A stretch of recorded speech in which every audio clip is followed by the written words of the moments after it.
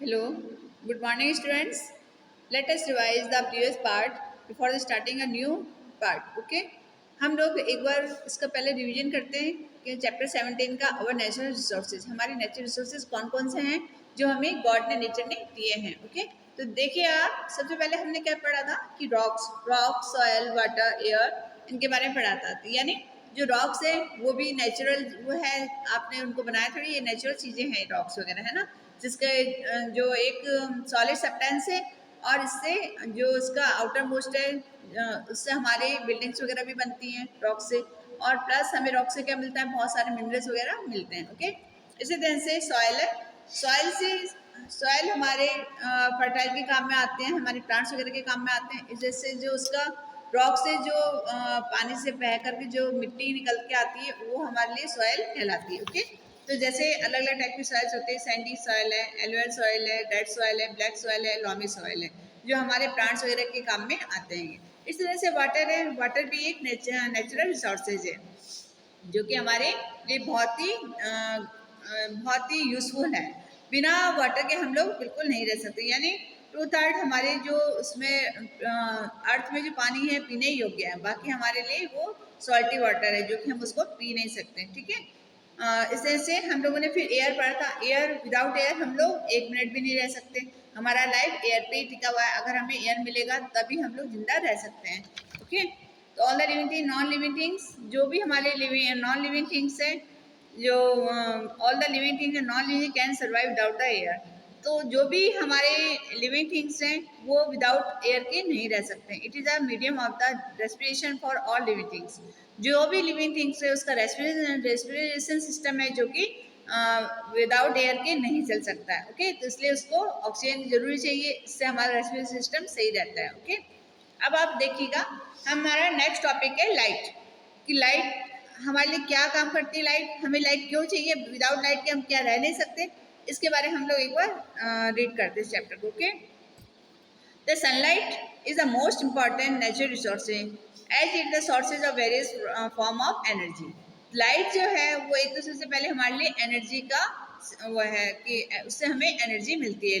Okay, तो sunlight is the most important natural resource, यानी sunlight से हर चीज़ सनलाइट से तैयार होती है. अगर सनलाइट नहीं होगा तो क्या होगा कि जो प्लांट्स हैं वो भी मुरझा जाएंगे, वो अपना फूड नहीं बना पाएंगे. इस वजह से हम लोग थोड़ी सी देर सनलाइट में खड़े होते हैं तो हमें विटामिन डी वगैरह मिलता है. तो यानी सनलाइट हमारे लिए बहुत ही इंपॉर्टेंट चीज़ है ये भी. तो all the natural resources are the non renewable except the sunlight. All other resources are the going to finish one day. तो यानी और भी जो रिसोर्सेज है वो एक दिन में हम उसको कंप्लीट कर लेते हैं, बट सनलाइट हमें डेली चाहिए होता है. ओके, सनलाइट से हम हर अपना वर्क कंटिन्यू कर पाते हैं. अगर सनलाइट नहीं होगा तो हमारे अर्थ में अंधेरा रहेगा. तो यानी अंधेरे में हम कोई काम नहीं कर पाते, इस वजह से हमें सनलाइट की भी जरूरत पड़ती है. Okay, the sunlight is the most important natural resources is the sources of various form of energy. ये अलग अलग इसकी सोर्सेज है जिससे हमें अलग अलग फॉर्म में जो मिलती है हमें. देखिए, जैसे नंबर 1 क्या है, sunlight give us warm and light. एक तो जैसा विंटर टाइम है, विंटर टाइम में अगर आपको सनलाइट नहीं मिलता है तो आपको कितना प्रॉब्लम होता है. आपको लगता है कि थोड़ी सी देर के लिए हमने एक बार सनलाइट में चले जाएं, एक बार हम पूरा वार्म अप हो जाते हैं, फिर हम अपना काम कंटिन्यू कर सकते हैं. तो इसलिए हमें सनलाइट बहुत ज़रूरी चाहिए. Give us warm light, it makes a day and night for us. हमें रात के बजाय हमें it make a day and night for, हमें इसमें अंतर करना बताती है सनलाइट. ओके, कि कब डे हो गया कब नाइट होने वाला है. यानी आप मॉर्निंग जो अर्ली मॉर्निंग उठते हो तो आप सनलाइट को देखते हो और बड़े खुश होते हो कि कितना सुंदर लगता है मॉर्निंग का sunrise. This natural resources is very useful. ये एक नेचुरल रिसोर्सेज है जो कि हमारे लिए बहुत ही लाभदायक है. तो we can see sunlight for the preparing food through the means of solar cooker. Also nowadays the solar panel are use to generate the electricity. अब आप देखिएगा कि पहले क्या होता था कि लोग सनलाइट में अपना खाना बना लेते थे.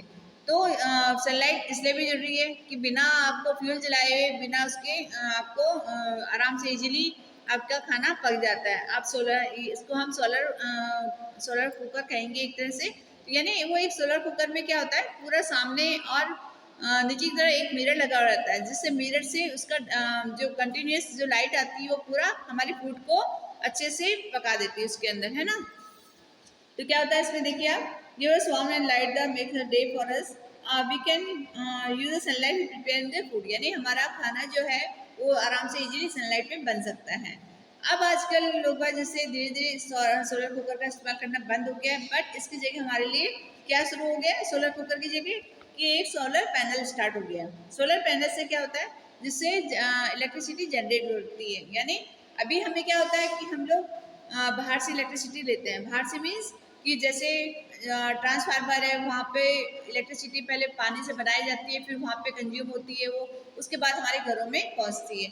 बट अब क्या है, लोगों ने अपने घरों में ही सोलर पैनल लगाने स्टार्ट कर दिए, जिससे उनको अब ट्रांसफार्मर की ज़रूरत नहीं पड़ती। वो अपने घर में ही अपनी बिजली अपना वो कर ले बना लेते हैं एक तरह से। यानी सोलर पैनल के थ्रू वो अपना घर का सारा जो इलेक्ट्रिसिटी है वो यूज़ कर सकते हैं।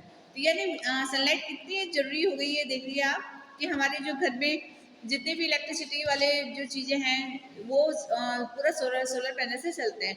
अब आप देखिए विंटर के टाइम पे हम लोग गीजर वगैरह ऑन करते हैं, तो गीजर किससे ऑन होता है, इलेक्ट्रिसिटी कहाँ से आ रही है, हमारे ट्रांसफार्मर वगैरह जो बाहर जो हमारे खंभे वगैरह उससे आ रही है। बट सोलर पैनल से क्या होता है कि आपके डायरेक्ट आपकी इलेक्ट्रिसिटी बन रही है और आपको पानी गर्म करके दे रही है। तो यानी कितना फायदा हो गया सोलर। अगर आप देखते सर्दियों के टाइम पे मोस्टली टाइम पे कि सनलाइट नहीं निकलता, सुबह सूरज नहीं निकलता, पूरे टाइम फॉग रहता है या वो रहता है, बिल्कुल ठंडा रहता है मौसम, जल्दी इफेक्ट नहीं पड़ता सनराइज का जो है। तो इस वजह से इलेक्ट्रिसिटी से क्या होता है, फटाफट वो कंज्यूम कर लेती है। जब भी सनलाइट आती है उसी में अपना यानी जनरेट कर लेती है उस बिजली को, उससे आपका पानी आपके जो घरों में गीजर्स वगैरह हैं उसमें पानी गर्म हो जाता है इजीली। तो इसलिए भी ये लोग आजकल सोलर पैनल लगाने लगे हैं कि आपको कभी भी इलेक्ट्रिसिटी की कमी महसूस ना हो पाए। Okay, the solar cooker also the nowadays solar panel are use to generate the electricity, यानी आपके घर के लिए आपके अच्छे से इलेक्ट्रिसिटी पैदा कर सकती है वो। ओके, अब आप देखिए इधर आपको मैं वो दिखाती हूँ, ये देखिए आप कि हमारे अर्ली मॉर्निंग का सनराइज कैसे होता है, जिससे हमें विटामिन डी मिल रहा है, सनलाइट मिल रही है। धीरे धीरे फिर आप देखिए जब क्लाउडी रहता है तब सनराइज कैसा हो जाता है, फिर हार्ड क्रिएट ऑफ एडवाइजर, उसके बाद धीरे धीरे सनसेट जब होने लगता है तो सूरज कैसे सनसेट की एकदम गोल्ड येलो कलर का आपको दिखाई देगा, जो ऐसा उसका स्किन आपको ऊपर देखिएगा कभी भी आप स्काई में कि सनसेट के टाइम पे पूरा हमें उसका शेप नजर आता है। ओके, चलिए अब एक बार देखिएगा, अब हम मिनरल्स के बारे में पढ़ेंगे। मिनरल्स क्या क्या है, जो रिसोर्सेज, ये देखिएगा जो मिनरल्स हमें जो मिलता है, क्या क्या मिल रहा है हमें, जो डायमंड्स वगैरह हैं, अलग अलग स्टोन्स वगैरह हैं, वो सब हमें मिनरल से यानी पहाड़ों से मिलता है।